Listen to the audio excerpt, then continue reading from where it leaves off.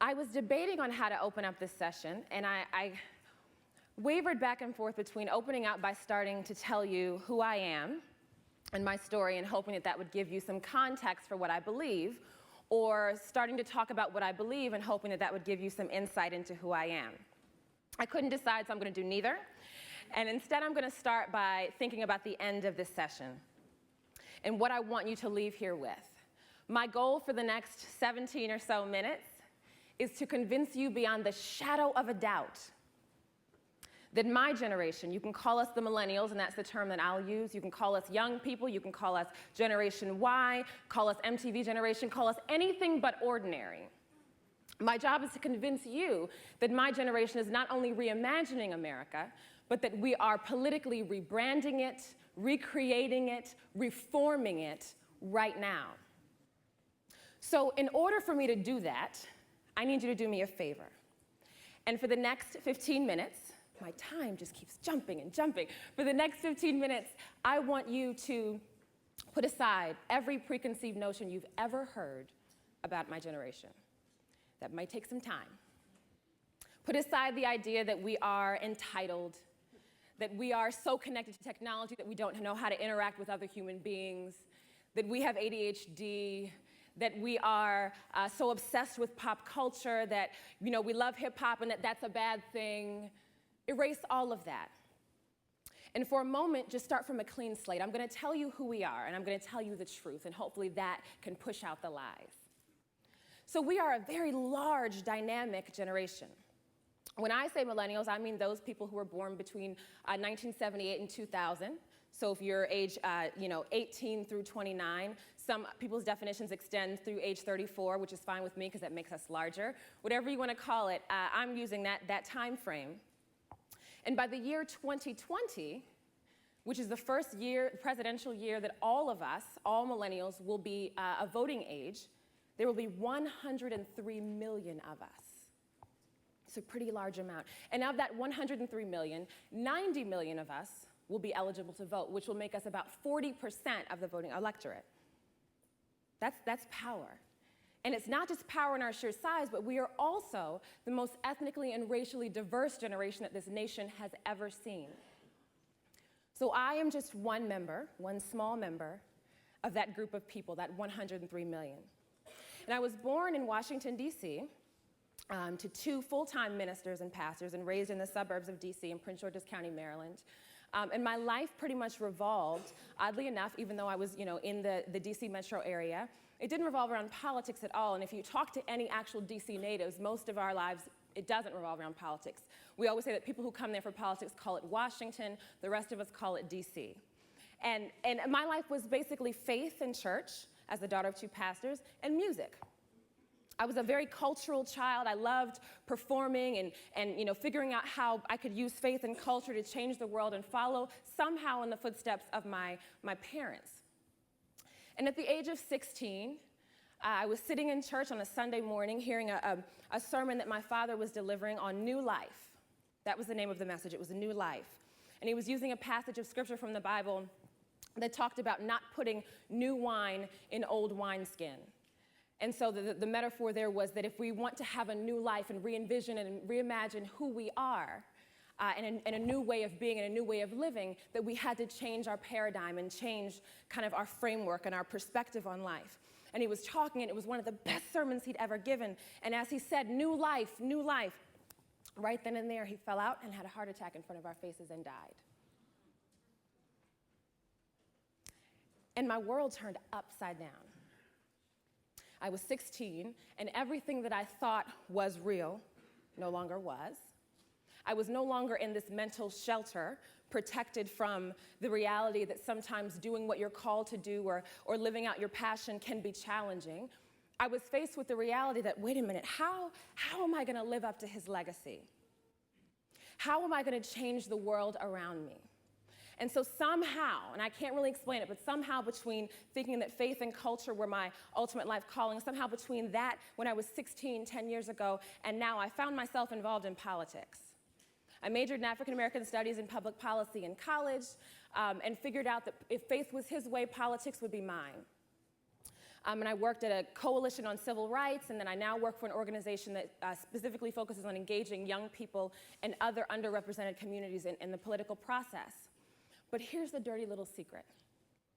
No matter how much time I spend on Capitol Hill talking about reconciliation and amendments and committees and filibustering, I actually don't like politics. I hope my boss isn't watching, but I don't. I don't actually like politics, and the funny thing is, and I should put politics in quotes, what America calls politics, I don't like.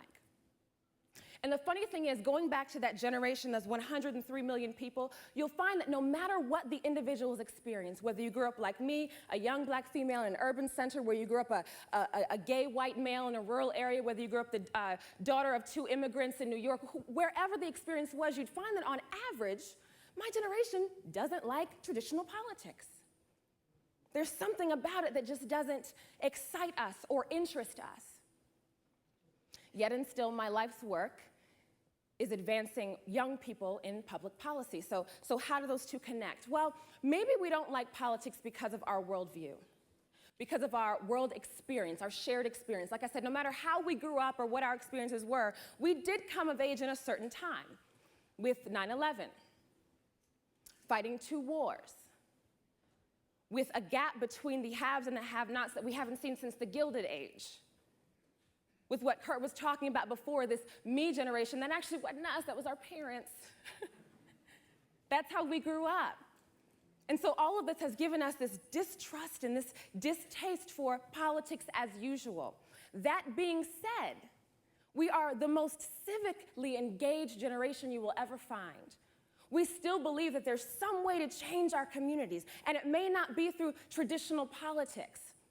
But we're going to use the other things that are common about our experience, like the development and innovation of technology, and the fact that we're all connected to one another in a global way. We believe that we can change our world and our society and our country and our neighborhoods and our homes. That's our mindset. So how do we connect that to politics? We just have to redefine politics.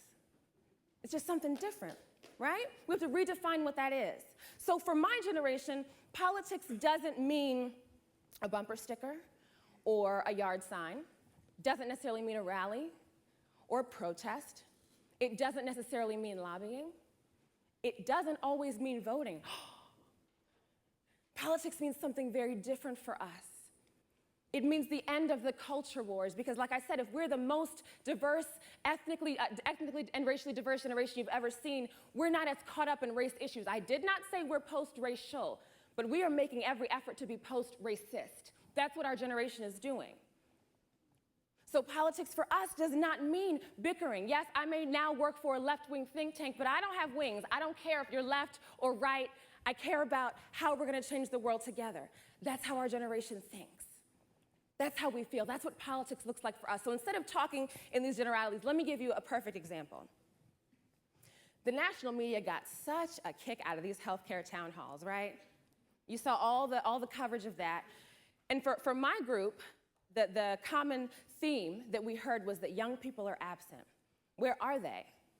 They voted in record numbers, and when they voted at the polls, they said that healthcare was one of their top 3 issues. So where are they? Our cameras are here at these town halls.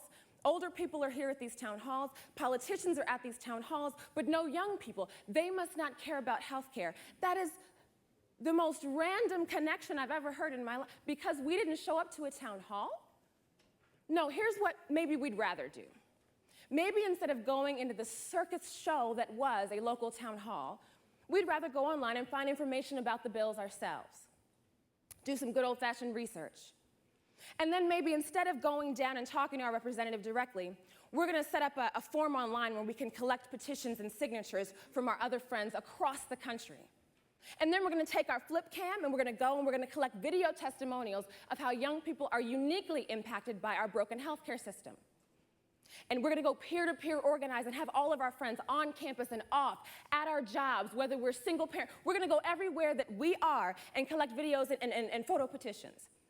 And then we're going to send all of those to the politicians who are busy out at the town halls.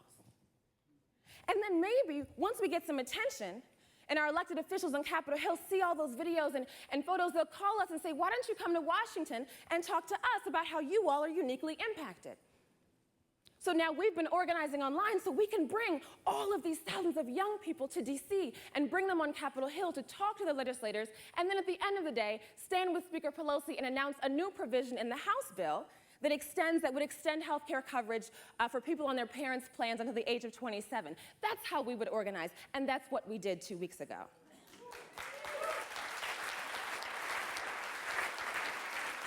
But you didn't hear about that. You didn't hear about that in the media. When you hear about climate change and clean energy, you think the environmentalist, right? You think tree hugger. I know there's a friend here from treehugger.com, and that's wonderful because that also was started by a young person. But you don't often think of that young person that you kind of look at and say, oh, well, they're only into hip hop. You don't think about that young, African-American male engaging in the debate around climate change. But what about if a young student at Morehouse, which is a historically black college and university in Atlanta, what if he said, you know what? There's a problem here that this debate is happening, and the lack of clean energy, our dependence on dirty energy is actually impacting us, and it's impacting my community, low-income urban communities, in a really dramatic way, but nobody in this housing project next to my campus that we don't even talk to knows about this. So what's a creative way that I could go out and engage this community? Maybe I'll take a CFL light bulb, and maybe I'll get all of my friends to get CFL light bulbs donated from local businesses. And we can take them to these communities and knock on doors and just say, hey, can we do a light bulb exchange for you? And explain how changing out their light bulb will actually lower their energy costs. And in doing so, we can talk and have a broader discussion about environmentalism, and then build a broader base of support than the environmental movement has ever seen around climate legislation. And that's what someone I know did. That's what's happening. And there are millions and millions of stories just like that.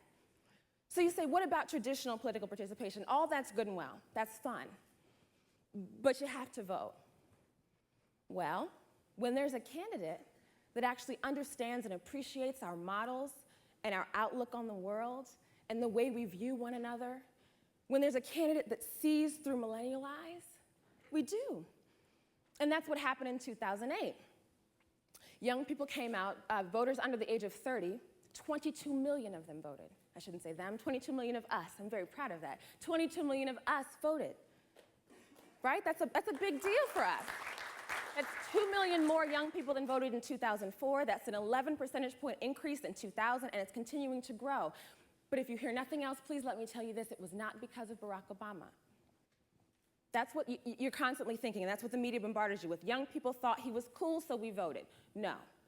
We did not adopt Barack Obama's frame. He adopted ours, right? And we identified with it. We saw it. We appreciated it and said, that's familiar. That's what we've been saying. That's what we've been doing on our campus. That's what we've been doing in our jobs. I like that guy, not because he has the potential to be the first African-American president, not because he's suave, not because he brushed the dirt off his shoulders and knows hip-hop. That's all great. It makes him more entertaining. We love that. But at the end of the day, we supported him. And I say we, I know every single young person in this country did not necessarily vote for Barack Obama, but I'm talking on average in the percentages. We supported him because he supported us and had the vision that we had. And that's where I want to bring this conversation to a close today, and where I want to bring it home to all of you. So I haven't talked much about our outlook being shaped by our stage in life. I'm not a youth activist. 20 years from now, I won't be rallying, yeah, young people, because I won't be young anymore. And that's cool, right? I'm okay with that. I know that. My passion is not about our age. It's about our generation. It's about this mindset, this vision for an America that is open and just and equitable, this vision for political participation that is about humility and honesty and connectivity. And that vision, I'm not holding that hostage. Barack Obama showed the whole country. He took our vision and he branded it and made everybody else believe it too, and we like that. So I don't want anyone to leave here thinking, well, that's great. They're young, they'll do their thing. No, no, no, this is our country. And there's a great quote that I want to end with. And it's by Douglas MacArthur, and it says, People grow old only by deserting their ideals. Years may wrinkle their skin, but to give up interest wrinkles the soul. You are as young as your faith and as old as your doubt, as young as your self-confidence and as old as your fear, as young as your hope and as old as your despair. So may all of you in here today be as young as your vision for this country. And may each of you leave here seeing the world and seeing America through millennial eyes. Thank you.